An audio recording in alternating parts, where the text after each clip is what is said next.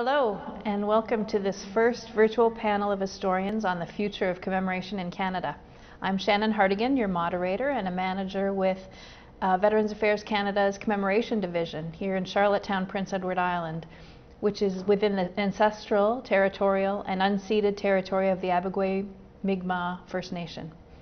And it's now my pleasure to invite the Honourable Minister of Veterans Affairs and Associate Minister of Defence, Lawrence Macaulay, to offer his remarks. Welcome, Minister Macaulay. Thank you very much, Shannon and Dr. Cook and Dr. Morin-Pelletier. Dr. Burtch, friends, good afternoon.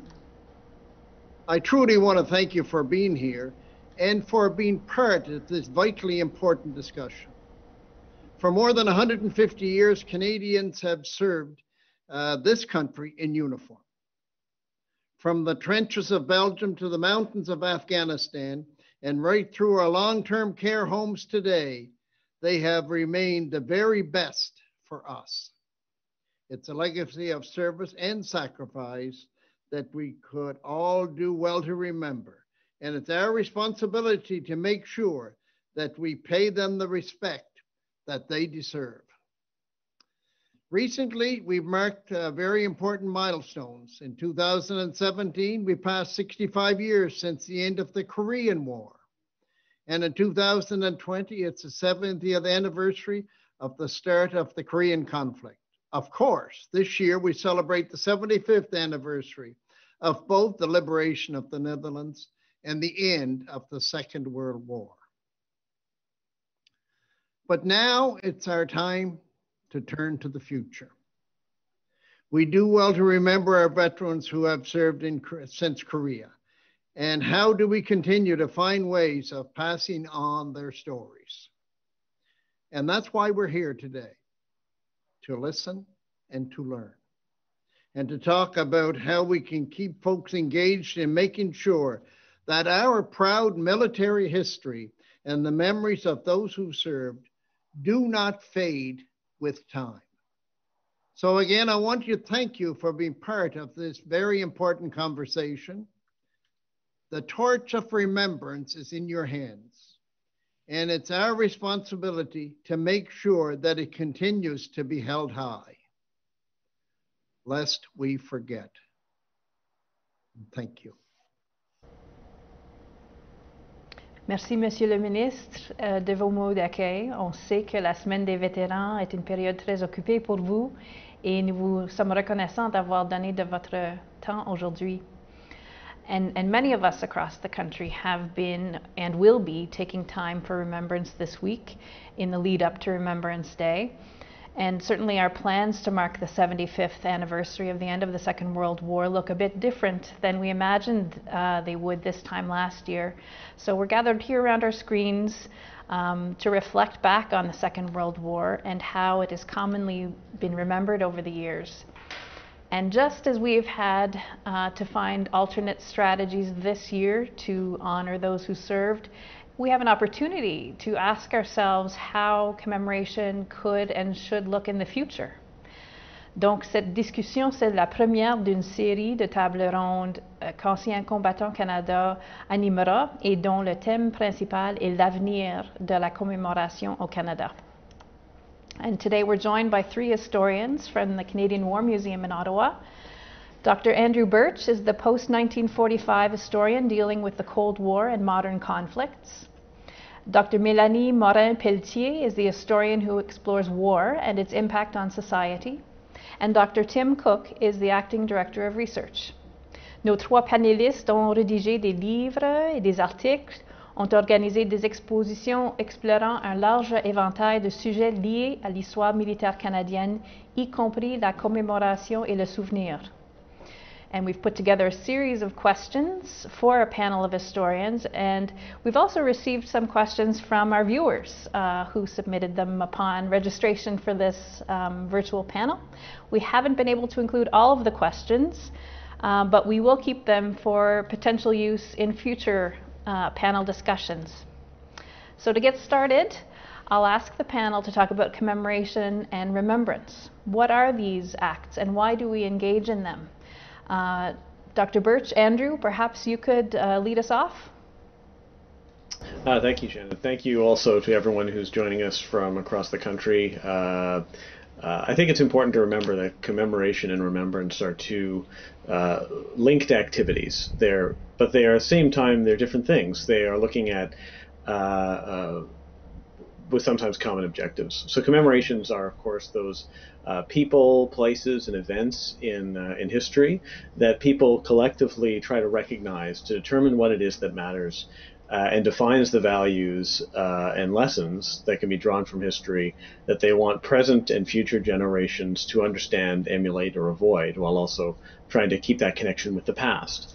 So we can commemorate and celebrate, as was mentioned earlier, certain events that we can clearly recognize as victories, such as the Battle of the Atlantic, 75 years on, the end of the Second World War with its various stages through the D-Day and Sicily landings, through the Korean War, the Battle of Kapyong. These are the subject of commemorations in part because they're chosen to reflect on the collective efforts of those that led to victory. And people use commemorations for different ends. Within regiments, it's to preserve traditions and victories and past accomplishments, and the public at large is to recognize those collective efforts of Canada at war. But when we look at commemoration, we're not just looking at celebration. The Canadian government, through its commemorative programs, the public and communities, also looks at those things that we don't wish to repeat. So we commemorate injustice. We commemorate things such as the internment of enemy aliens during the First World War, the relocation and forced evacuation of Japanese Canadians from the West Coast during the Second World War, the horrors of the residential school system and the trauma inflicted on Canada's Indigenous peoples, and more recently, events such as the purge of LGBTQ veterans and civil service personnel from government as a result of their sexuality during the Cold War and after. So commemoration, be it about victory or about past events, is a choice about what to remember and why. And those choices change over time and cast a wider net over whose efforts to remember, whose service perhaps was overlooked. And when we think about veterans, we look more closely at the we look at the merchant mariners during the Battle of the Atlantic. So essentially, it's a conscious collective effort about what matters to Canadians. Remembrance, too, has a feature about, choosing what matters and what to remember. And it has helped to shape Canada today. And it emerges as we recognize it today from the trauma of the First World War. So it is, in one respect, a commemorative event. We are recognizing the loss of life over a century and more. But it is not abstract. Many in this country have lost a loved one to war over the past century. It's a public act of grieving and recognizing that where we are now is in part because of those that were left behind who fell on battlefields near and far. So who we remember also changes as time goes on, and we get a better comprehension of the costs of securing Canada. And I can go into a little bit more detail about that later. Thank you. Dr Morin-Pelletier, Mélanie, avez-vous de quoi ajouter? Oui, mon collègue a donné une excellente réponse. J'ajouterais peut-être un point qu'il a apporté sur l'importance de se rappeler que les actes de commémoration ne sont pas neutres. Lors de l'exposition Vimy au-delà de la bataille, on a procédé à un exercice qui s'est avéré très intéressant. On a examiné des centaines d'actes de commémoration qui ont lieu au cours des 100 dernières années, d'un bout à l'autre du pays. Ce qu'on a constaté, c'est que pendant ou juste après l'événement, si on prend par exemple la Première ou la Seconde Guerre mondiale, c'est vraiment beaucoup les familles, les communautés, les vétérans qui vont rendre hommage, qui vont se souvenir du sacrifice des soldats qui sont morts, des hommes et des femmes qui sont morts pendant la guerre. Il faut se rappeler aussi que pendant la Première et la Seconde Guerre mondiale, les corps ne sont pas rapatriés. Donc, les familles doivent trouver d'autres façons de faire leur deuil. Donc, il y a toutes sortes de monuments qui sont mis en place, d'objets commémoratifs qui sont créés, des cérémonies et autres. Donc, ça va être vraiment très important pendant et tout de suite après les événements. Mais à partir du moment où on s'éloigne des événements, on voit de plus en plus que la signification des actes de commémoration change. Donc, par exemple, dans le Québec des années 60 où on est en plein mouvement nationaliste ou même avec le mouvement indépendantiste qui va se développer, on va miser beaucoup sur les crises de la conscription parce que ça reflète le mouvement politique, idéologique de l'époque. Donc, c'est de ça dont on va se souvenir dans les manuels scolaires, dans les journaux.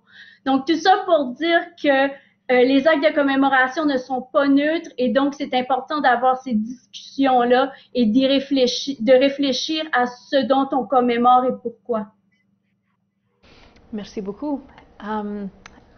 We have some teachers and students watching from British Columbia, and they would have asked us to explain why the poppy is a symbol of remembrance and why Remembrance Day is marked on November 11th at 11 a.m. Dr. Cook, Tim, would you like to field this question? Yeah, wonderful. Wonderful that young people are watching this, and this is the dialogue I think we're hoping to have and to share ideas and to hear from you as well, and that's a great question. The poppy, of course, comes from the Great War, the First World War fought from 1914 to 1918. An incredible contribution by Canada in that war, 620,000 Canadians who served, and that was from a country of about 8 million. So about 1 in 3 adult males who served. The war itself changes Canada forever. We step out onto the world stage. We are recognized by our allies and enemies there. There are symbols like the Canadian Corps, our primary fighting formation, Sir Arthur Currie, our Canadian-born commander. But of course, there is also the terrible loss, some 66,000 Canadians who were killed in that war. And out of that war emerged perhaps the most famous English language poem of the 20th century, John McCrae's In Flanders Fields. And many of you young people I know are memorizing it just as I memorized it and generations before memorized it. And of course, in that poem, John McCrae, who of course died during the war, talks about the poppy. And the poppy has become a symbol of remembrance for Canadians and for many in the British Commonwealth. First worn by Canadians in 1921 and then 1922 going forward. It's a visible sign of our desire to reflect upon that service and sacrifice.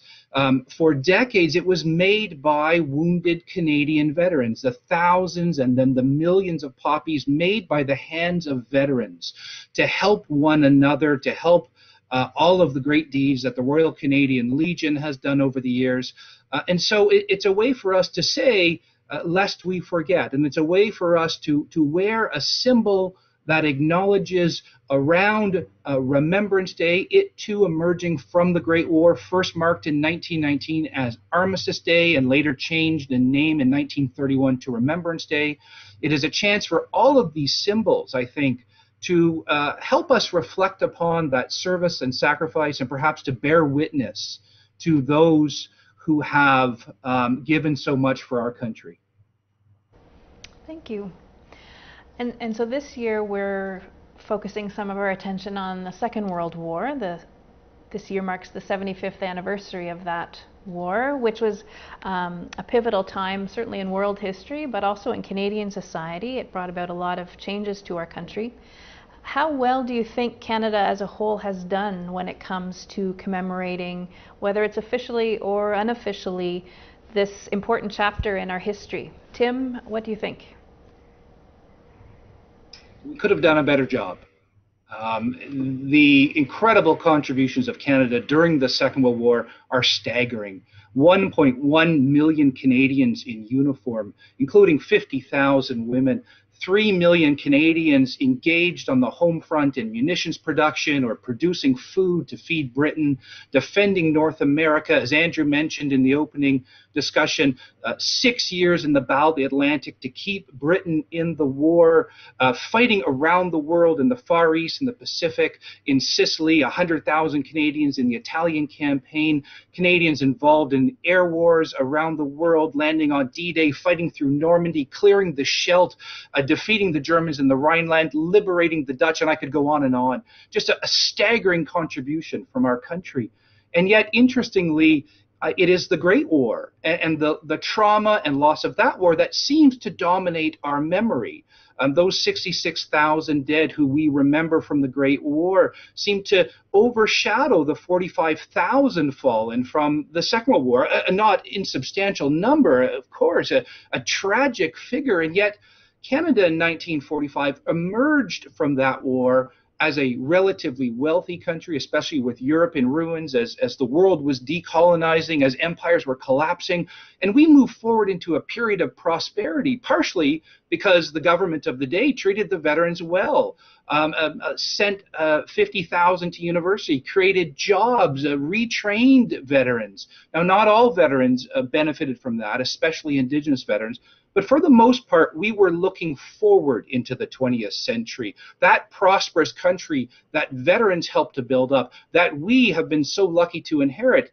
But as a process, we weren't looking backwards, and we didn't do a very good job, I would argue, in building the same memorials and monuments, in telling our stories through history books and film and poetry and television shows. And it took a long time for us to come to grips as a country with the incredible contributions of what we had done from 1939 to 1945, and really the key role of veterans in our society. Andrew, is there anything you'd like to add? I don't want to go too far into how we've done in terms of commemorating Canada Post. I think Tim's done a very good job in describing that. I think that the really interesting thing about history is that it keeps building. And so in the years after 1945, we see on where the line stopped in the Second World War is where you see the fault lines emerging in the Cold War as post-war cooperation between allies faltered, as European empires abroad in Asia and Africa collapsed and national self-determination movements took hold and conflicts arising from those. A lot of that is created a new generation of veterans, some of whom had served in the Second World War and continued to serve onwards. In Korea, obviously, that's one that we've mentioned, basically emerging along the same lines as it was divided at the end of the Second World War. The United Nations involvement in peacekeeping missions around the world, many of which are reverberations of or unfinished business from the Second World War. And the same is true from when the Cold War ended. A lot of the conflicts that had been held on in reserve during the Cold War resulted in many of the conflicts that our contemporary generation of veterans are now serving. So historical chapters have a way of being kind of self-contained when we talk about them, but in practice, they have a long reverberation, and it is tempting to kind of always look to the present and all the crises that we have, but it's also important, as Tim has mentioned, to look back and to take the moment of reflection to say, okay, well, how can we recognize this service of the Second World War and of past generations? Well, we can't lose sight of that. Thank you. And it is important that we not lose sight of that. Certainly the First World War veterans are no longer with us. The Second World War and Korean War veterans are declining in number as well. How do we best continue to honor this past without, looking ahead into the future without having this living memory to draw upon? Andrew, what are your thoughts on that challenge? Oh, well, I mean, I'm heartened to think that nearly 10 years after the last Canadian veteran of the First World War has passed away, public efforts at commemoration of the First World War have grown stronger. I think it's probably safe to say, in some respects, that the First World War is passing a bit into commemorative territory as national event as opposed to active remembrance. But at the same time, I can't tell you how many people have come through the War Museum and who have come forward during a tour or have offered some aspect of their family history and to mention that their great-grandfather had served during the war and how that had changed them or their family, or to seek that nudge to go and chase down their family history.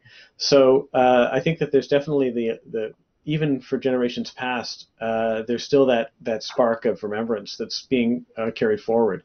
Now, the Korean War, compared to the First and Second World Wars, was a much smaller conflict for Canada.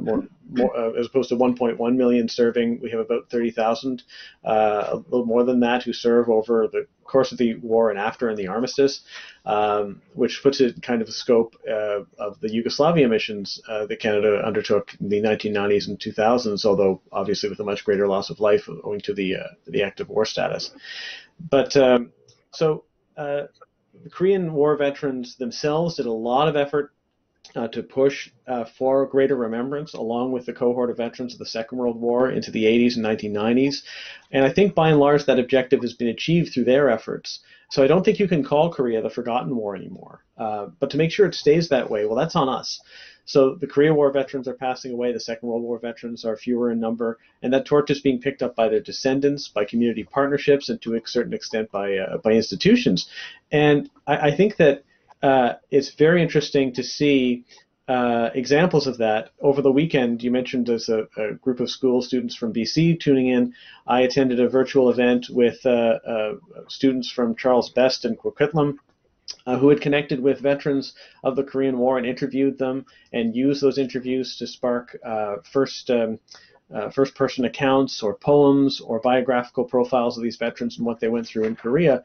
And they called it intergenerational integrity, so about actively passing the torch amid this isolation of COVID to try to build a bridge between the past and the present through curiosity and generosity and a lot of heart. So I think that there's been a lot of resources that have been left behind by this generation of veterans, testimony, oral histories with the War Museum, with Historic Canada, with Veterans Affairs Canada. There's a lot of work that's left to do in terms of preserving that history and carrying it forward. But I'm heartened that people want to know about this and believe in that mission, and I certainly do. So that's I'm looking forward to carrying forward that mission. Thank you. How about you, Tim? What would you like to add? What is the debt? What is the debt that we owe our veterans? I think many in Canada believe that for injured veterans who come back, those who survive their physical wounds, that they must be treated and cared for. And I think now we have a much greater understanding of invisible wounds and post-traumatic stress disorder and stress injuries as well. But there's another element to that debt, and it is the debt of remembrance. It is the debt of reflection upon what these Canadians have done. And I think, as Andrew has rightly said, we are moving into a period where we are losing our war veterans and our Korean War veterans. Of the 1.1 million who served in the war, as I mentioned before, 45,000 fell during the war, but time has taken for now, and we're down to fewer than 30,000, and they're all over the age of 95 and 97. At the War Museum, where all three of us work, where it's our great honor to work, we've had a chance to talk to veterans. In my case, for the last 20 years that I've been working there, it's always the highlight of my day. The Second World War generation that has largely moved on now, the Korean War, those veterans of the Cold War, hundreds of thousands, those veterans of peacekeeping missions and peacemaking operations, and now of Afghanistan. And it really is incumbent upon us, as Andrew has said, it's on us to carry forward these stories, to make sure that we teach the next generation. And that's something that's absolutely crucial, to both capture the stories before they are lost, but also to find ways to share them with those who will be carrying our history forward. Thank you, Tim. And I want to acknowledge that one of our viewers from Welland, Ontario, asked for some ideas on specific things we can do to help keep the Second World War from disappearing from the thoughts of our younger generations. And I know you've kind of touched on that a bit, Tim, but is there more you'd like to say about things that we can do to keep that memory? Yeah, and I want to let a space for maybe Melanie to jump in here too, but I think that I see tremendous things with our teachers. I'm often asked around Remembrance Day, how do we teach young people? And I see great things happening in our schools. I see teachers who are aware of the importance of Remembrance Day, various means to connect to the past. One of the really exciting programs that I've heard of is looking at the names of fallen soldiers and service personnel on local cenotaphs and tracking down who those people were. They came from your community. And of course, in every city, every town, every village across our country, there is a memorial to the fallen of the First World War, the Second World War, Korea, and now increasingly more recent conflicts. And you can access those personnel files at the National Archives, now the Library Archives of Canada. And that, to me, is a really powerful means to make a connection. Myself, I've been very lucky to go overseas many times to see the cemeteries there, to see the young people who were buried there, who never had a future, who served and lost their lives. Andrew has mentioned an oral history program that we have at the Canadian War Museum, and there are many other museums and archives that engage in this. And so I think those are some tangible ideas there, but I know that Melanie has been working on a key project at the War Museum that I think she'd probably like to share. Sure. Well, to you, Mélanie. On sait qu'un de vos rôles au Musée canadien de la guerre, c'est d'explorer l'impact de la guerre sur la société. Comment devrions aborder les aspects de commémoration avec les jeunes? Et en fait, un de nos spectateurs de Saint John au Nouveau-Brunswick se préoccupe justement de cette question, de la question de passer le flambeau du souvenir aux générations futures. Qu'en pensez-vous? En effet, c'est très important pour nous au Musée de la guerre, puis on y réfléchit depuis des années. Je pense que c'est vraiment important si on a l'occasion de faire vivre des expériences concrètes, de faire le pont entre le passé et le vécu des jeunes, des adolescents, ça fait une très grande différence. Idéalement, on les apporterait tous faire la tournée des champs de bataille, visiter les monuments outre-mer, voir les cimetières.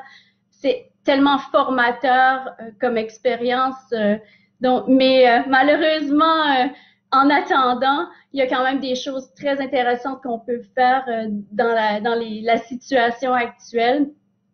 Comme maman d'un enfant, moi-même d'âge scolaire, j'ai eu l'occasion de participer à plusieurs reprises au cours des années aux cérémonies qui sont faites dans les écoles. C'est vraiment incroyable le travail des enseignants, là, surtout en temps de pandémie. Faut leur lever notre chapeau certainement. Mais donc, ce que j'ai trouvé qui était très puissant, c'est quand on a l'occasion d'impliquer, par exemple, des parents, des grands-parents des élèves qui servent ou qui ont servi outre-mer, quand les élèves ont l'occasion de parler avec eux, d'écouter leur expérience. Donc, c'est très, très enrichissant. Donc, ça, c'est quelque chose qui peut se passer même de façon virtuelle là, en temps de pandémie. Et aussi, ce qui est intéressant aussi, c'est que les enfants dont les parents servent peuvent aussi en parler avec leurs collègues de classe parce que ça rapproche beaucoup, ça rend les événements moins lointains. Donc, on s'aperçoit comme enfant que ça joue ça affecte des familles comme la nôtre. Donc, ça c'est très, très intéressant. Puis ça se fait en salle de classe ou même de façon virtuelle à la maison. J'aimerais aussi mentionner qu'au Musée de la guerre, depuis plusieurs années déjà, on offre des boîtes de découvertes associées au projet de la ligne de ravitaillement. Donc ça, les enseignants peuvent aller sur notre site web et avoir plus d'informations. Mais donc, les boîtes de découvertes, il y en a de la Première Guerre mondiale et de la Seconde Guerre mondiale, depuis tout récemment. Et donc, les enseignants qui travaillent en classe ou bien à la maison peuvent commander ces boîtes-là. Il y a des histoires personnelles, mais il y a aussi des objets d'époque que les élèves peuvent manipuler. Et donc, c'est vraiment intéressant parce que ça rend la guerre concrète. Il est des histoires de jeunes hommes, jeunes femmes et même d'enfants qui ont vécu la guerre d'un bout à l'autre du pays. Et aussi, ils voient l'impact que la guerre peut avoir sur les familles. Donc ça, c'est quelque chose que je suggère aux enseignants, si ça les intéresse, d'aller voir au www.museedelaguerre.ca. Et on a aussi, tout récemment, à la fin octobre, mis en ligne un tout nouveau module du jour du souvenir. Et encore là, les enseignants ou même les parents qui enseignent à la maison présentement, on vous donne l'occasion d'examiner une quarantaine d'artefacts avec vos enfants, de lire des histoires personnelles. Je pense que c'est vraiment intéressant, mais aussi très important à ce moment ici, en temps de pandémie, parce que les enfants sont bombardés d'informations pas toujours correctes. Mais donc ici, on vous donne l'occasion de discuter des histoires, des objets. On vous donne l'occasion donc de travailler, de vous donner des outils aux enfants pour développer leur esprit critique. Je pense que c'est plus important que jamais. Une autre chose particulièrement intéressante, donc je termine là-dessus, on offre encore là dans ce module du jour du souvenir, des scénarios qui permettent de créer votre propre cérémonie du souvenir, soit à la maison ou en salle de classe. Donc, c'est particulièrement intéressant parce qu'on a tout le scénario. Donc, j'espère que ça va être un outil qui va permettre aux enseignants de leur aider là, à créer, leur donner du matériel puis leur aider à faire des cérémonies puis des expériences enrichissantes avec leurs élèves en ce moment où c'est différent des autres années, c'est certain. Merci, Mélanie. And it's interesting, Mélanie talked about creative tools and resources to help people learn about war. And Andrew, you've created a digital map of Canada's Korean War fallen. Can you tell us about that and what motivated you to do this?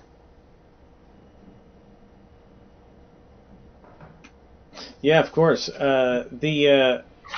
One of my duties at the War Museum is, of course, to look at Canada's post-1945 history, and looking at having done several exhibitions and projects concerning the Korean War. We know from the books of remembrance that are housed in the Memorial Hall at the Parliament of Canada. One of those books deals with Korea, and there's 516 names in that book.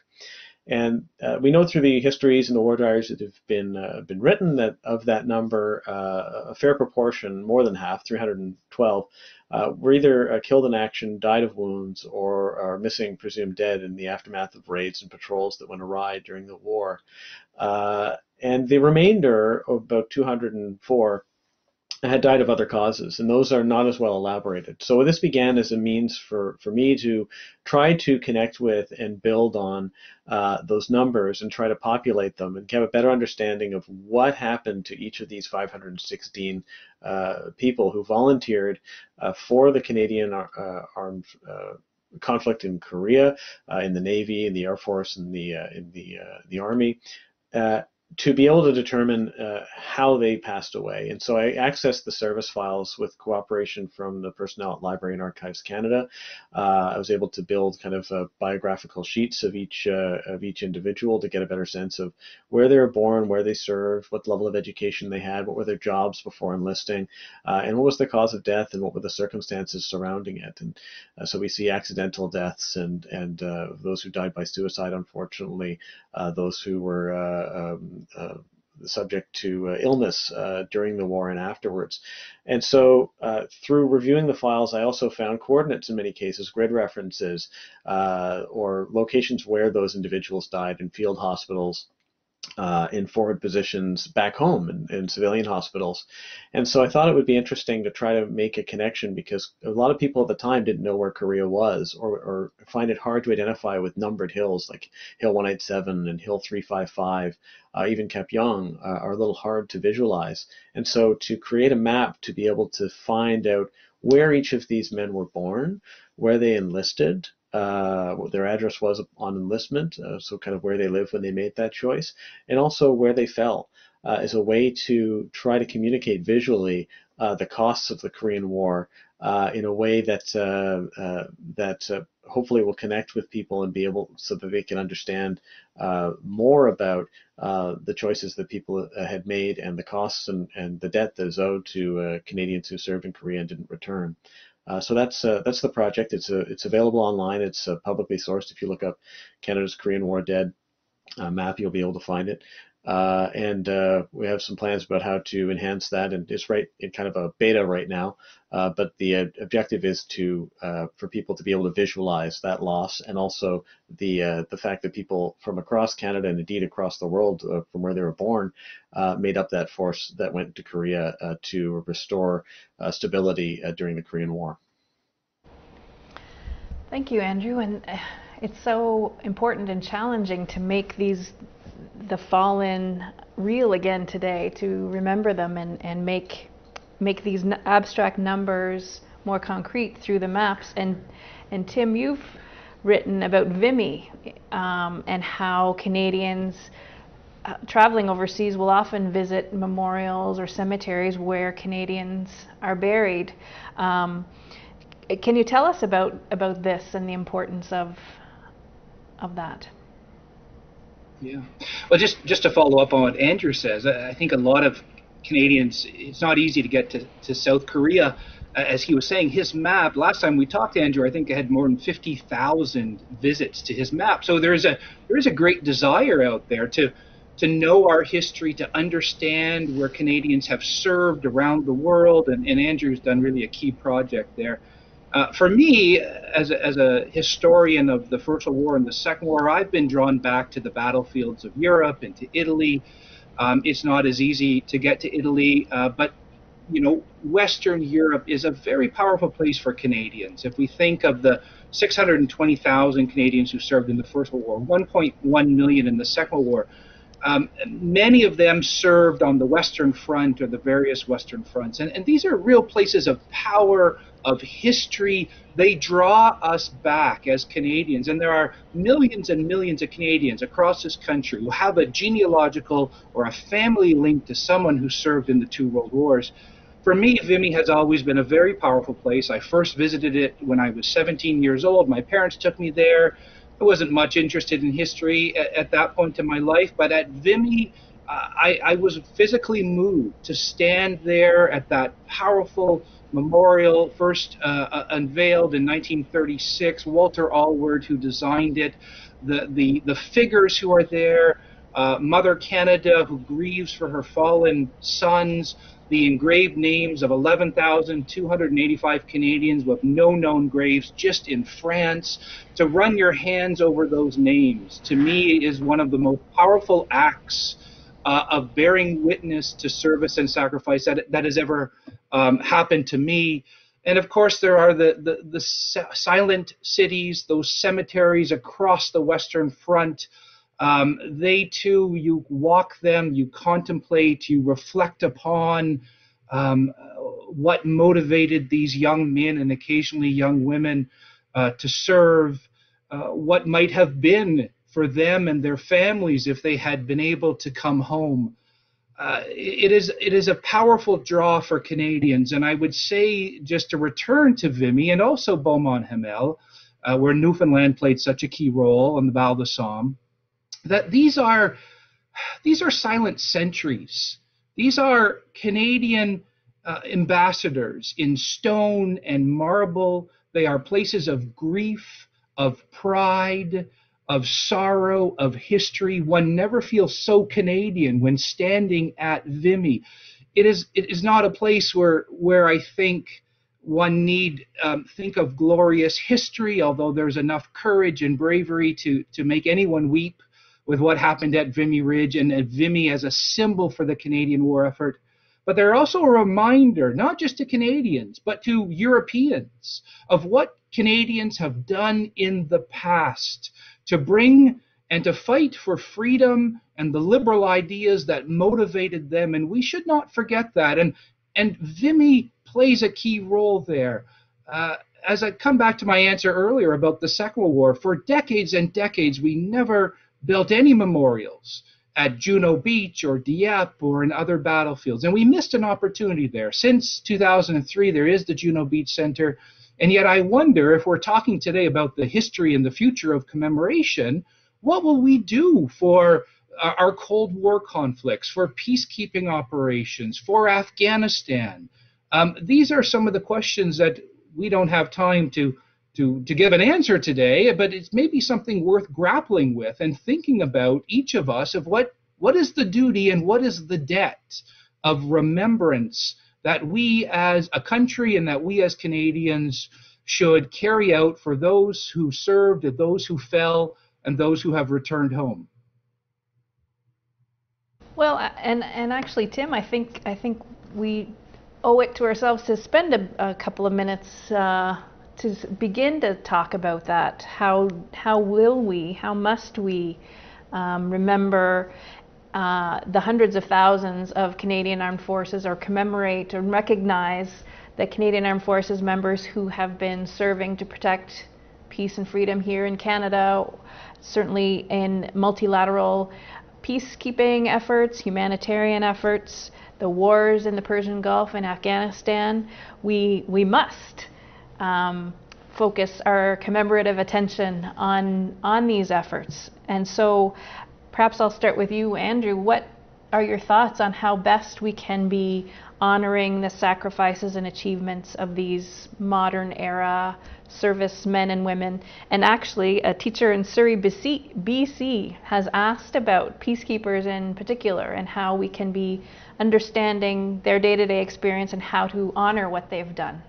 Over to you, Andrew. Right. Well, I think our starting point should be first, when we talk about recognizing the service of those contemporary veterans, is to first make sure that those who served in these conflicts, whether they are peacekeeping missions from the Cold War period, Afghanistan, present day, people who served in Canada and abroad, is to make sure that they're supported, so that when they leave military service and they take off the uniform, they can continue a long life as generations before them have done, and give them the chance to pass on to their family members about what they did, much as it took place generations before. But that key element of support and compassion has to be first and foremost, especially as we know that during some of these peacekeeping missions in the 1990s in the former Yugoslavia, for example, the full effect and impact of what it is that was witnessed during these missions doesn't become apparent in some cases for a decade or more later. So there's a long a long period in which people come to terms with their service, and that can take place in uniform and outside of uniform. And so supporting them while they make that transition is, of course, of great importance. When we talk about remembrance, I think it's definitely part of the debt that's owed. I think it's also worth recognizing that when it comes to peacekeeping service, Cold War service, Afghanistan, present-day service, the veterans themselves have had a very important role to play in working towards a better agenda for remembrance and recognition. They are many times at the vanguard of moving forward and informing the public about what their service has meant to the country. And we see that in, say, the rededications of the National War Memorial in Ottawa, which was a joint effort between Second World War and Korean War veterans in the 1980s. At the end of the Afghanistan mission, it was in 2014, when Canada's contribution to that mission ended, that the National War Memorial was again rededicated to recognize Canada's service in Afghanistan. So that it happened at the end of the mission as opposed to almost 30 years afterwards, as is the case in Korea.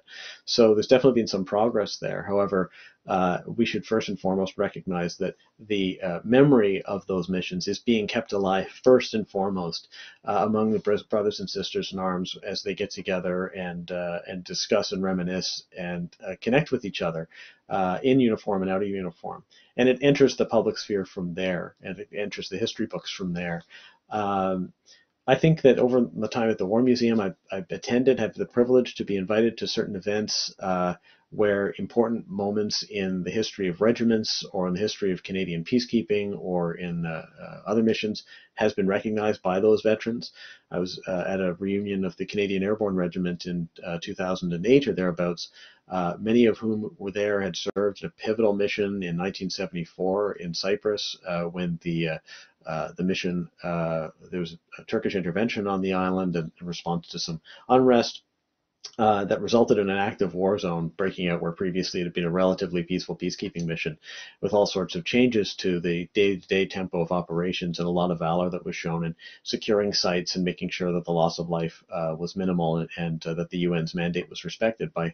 But that's a story that was known first and foremost within the regiment and within the military, and only now we're starting to get a bit more recognition as we head towards the anniversary of that event in a few years' time. I was also present at a reunion in 2016 of members of the Royal Canadian Regiment reminiscing about the Operation Medusa mission in Petawawa, where many still in uniform, some out of uniform, got together to reflect on what they had gone through 10 years earlier in the Battle of Panjwai.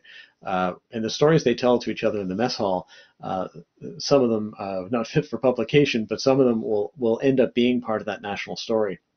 But that's only going to happen if there's a willingness to listen. So part of the focus when we talk about future commemoration should be to ask and connect with the veterans themselves, to go to where they are commemorating, perhaps privately. And that's already being done not only in person and in mess halls, but increasingly in the public sphere through Facebook groups, through places where people are able to get together digitally and share photographs, share stories. And it's important for us to listen and to try to take in some of those lessons and build a bridge between these isolated communities of veterans, perhaps online, and the various veterans associations that are advocating for their causes, and to build these bridges to create a map of remembrance of what it means for contemporary service in the post-war period, and particularly in the post-Cold War period. I think most Canadians would be floored to learn that nearly 1,000 Canadian air crew died in accidents and problems over the course of the Cold War. Although we can see through more recent events, such as the crash of Stalker 22, the cyclone in the Mediterranean on NATO operations, where we lost 6 Canadian Armed Forces members, and the outpouring of grief that took place over social media, and as the remains were located and repatriated and flown back to Trenton, there's definitely that connection. And I think that the choice of the Silver Cross Mother this year, Deborah Sullivan, whose son, Lieutenant Chris Saunders, was lost in a 2004 Chicoutimi fire, is HMCS Chicoutimi fire, is a reminder of the costs of service, even during so-called peacetime. And there's a greater reflection, I think, out there. So it's our responsibility to learn and support veterans, learn from them, but also determine the best way for the broadest possible audience to learn from them. And that's partly on us as a war museum. It's on communities. But in some cases, that's not going to be a memorial or a statue. It could be a change to curriculum. It could mean greater collaborative efforts through novel means, such as the platforms offered by social media. And it's really impossible to know what the future will hold in terms of commemorative efforts, what statues will be built, by whom, because it's not always government that builds them. It's often private associations that become sites of remembrance and become sites of meaning. But it's very clear that a plurality of Canadians across the country, not just those in uniform or recently out of uniform, but ordinary Canadians, want to learn more about their military past, to honor it, sometimes to question it, and that's just the way that history is. And it's our job too, as public history professionals, to ensure that that we continue to explore that. Thank you, Andrew. And I would add that Veterans Affairs Canada also has a role to play in helping gather those stories and share them with Canadians, and I think we will be working together to ensure that happens over the years to come. I'm mindful of the time. We've still got about 10 minutes left, and we have a couple of questions from our viewers out there in Canada. One educator in Saskatchewan has asked us, has remarked that teachers have had to adjust to COVID-19 with more and more online and distance learning. And I'll direct this question to Mélanie. Comment pourrait-on faire évoluer les cérémonies traditionnelles de souvenirs afin de répondre aux réalités d'aujourd'hui et la croissance des activités virtuelles? Merci, c'est une très bonne question. Cette année, il y a plusieurs cérémonies qui auront lieu en ligne. Donc, ça c'est définitivement un avantage pour les enseignants ou les parents ou tout le monde qui veulent suivre les cérémonies. Donc, au Musée de la Guerre, par exemple, il y aura une cérémonie le 11 novembre en ligne. Pour les enseignants, j'ai mentionné un petit peu dans mes réponses ultérieures des offres qui ont été certaines développées dans les dernières années, mais aussi, comme j'ai mentionné, une offre du jour du souvenir qui est toute nouvelle, qui a été mise en ligne à la fin octobre. Donc, c'est un module du souvenir. Et ce module-là permet aux enseignants, on va y trouver des scénarios pour établir des cérémonies du jour du souvenir. Donc, je pense qu'à ce moment-là, c'est intéressant, soit avec la bulle classe à l'école, même à la maison avec les enfants, et même les enseignants qui enseignent en ligne peuvent établir ces cérémonies-là avec leurs élèves. Deuxième offre très importante du Musée de la Guerre, je crois que je l'ai mentionné un petit peu tantôt aussi, la ligne de ravitaillement. Donc, j'invite les enseignants de n'importe où à travers le Canada, que vous enseignez en classe ou à la maison, à aller sur notre site web pour trouver un formulaire. Vous pouvez donc réserver nos boîtes de la Première Guerre mondiale ou de la Seconde Guerre mondiale en ligne. Et ce matériel-là va vous être envoyé. Donc, tout ça, c'est gratuit. Là. Donc, il y a quelques dizaines de boîtes qui sont disponibles. Puis, elles vous seront acheminées gratuitement. Donc, je vous invite à aller voir sur notre site web www.museedelaguerre.ca, www.museum.ca. Donc, j'espère que ça va aider aux enseignants cette année parce que j'avoue que c'est une situation beaucoup plus difficile que d'habitude. Mais je pense que c'est vraiment important en temps de crise nationale, de discuter de d'autres crises nationales, puis comment on a passé à travers avec les jeunes. Ça fait partie, c'est un moment important, puis il faut continuer quand même à se rappeler du jour du souvenir, des autres moments difficiles qu'on a passés comme pays. I'll take the opportunity to put in a plug too for Veterans Affairs Canada's learning resources. On veterans.gc.ca we have a home learning corner and an array of videos and tools to help folks learn or just engage in remembrance. So I'll jump to another question.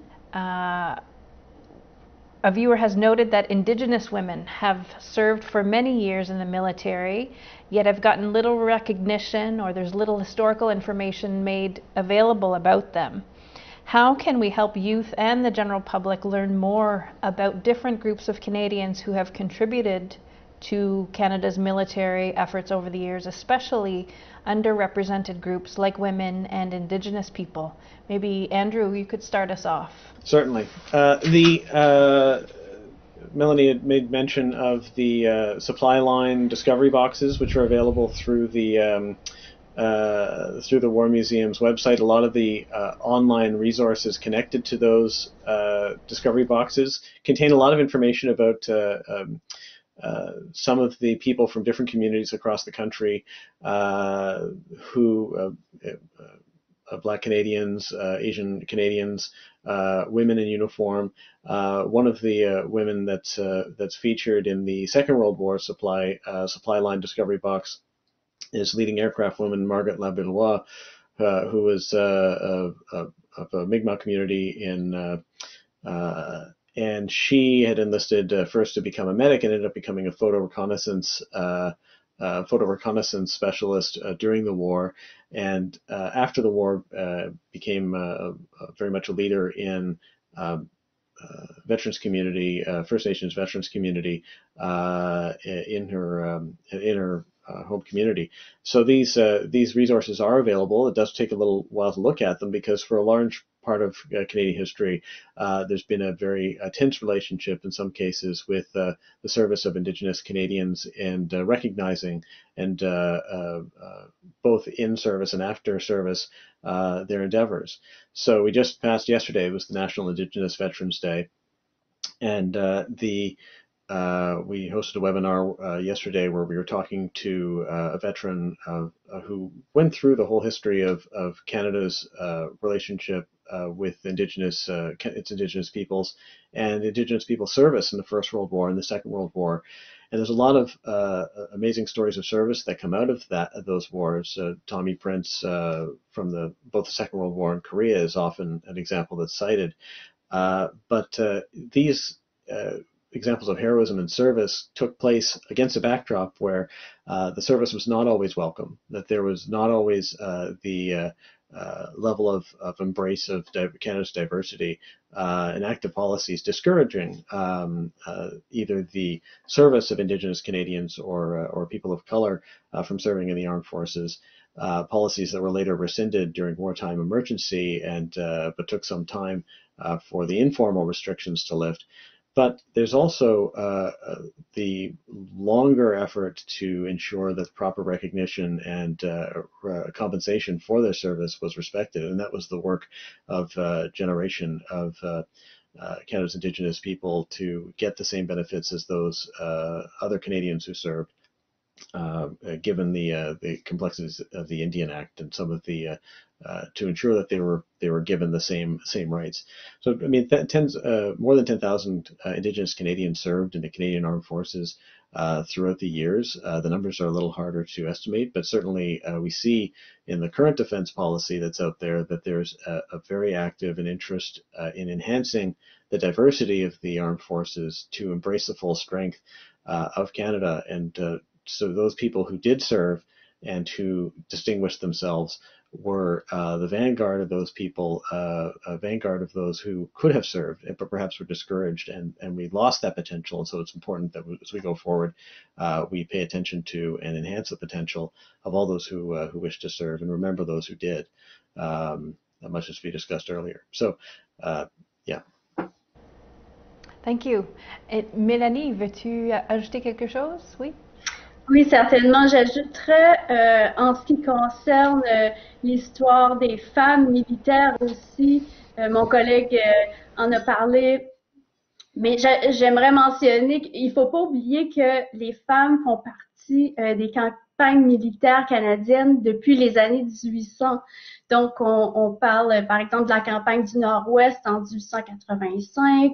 La guerre d'Afrique du Sud, il y a des milliers d'infirmières militaires qui servent pendant les 2 guerres mondiales, plus de 50 000 Canadiennes servent pendant la Seconde Guerre mondiale, et donc ça se poursuit par la suite. Donc oui, je comprends la personne qui nous demande pourquoi on connaît très peu leur histoire. C'est une des raisons qui m'a menée vers ce domaine d'études moi aussi. J'ose espérer que au cours des 30 et plus dernières années, on commence à combler ce vide historiographique. Il faut comprendre que, pardon, ça reflète l'histoire des femmes en général aussi. Donc, ça reflète le courant historiographique, l'histoire socio-militaire. Donc, je suis vraiment désolée. Donc, ce qu'on voit dans les dernières années, comme historienne Guerre et société, un de mes objectifs premiers, c'est de redonner une voix à ces gens-là qui traditionnellement n'en ont pas eu dans l'histoire militaire ou l'histoire sociale. Donc, et je crois que c'est un objectif très important aussi pour mes collègues, mes autres collègues au Musée de la Guerre et pour bon nombre d'historiens de nos jours. Donc, j'ai vraiment confiance qu'on s'en va vers une histoire qui va être canadienne, qui va être de plus en plus inclusive. Merci beaucoup.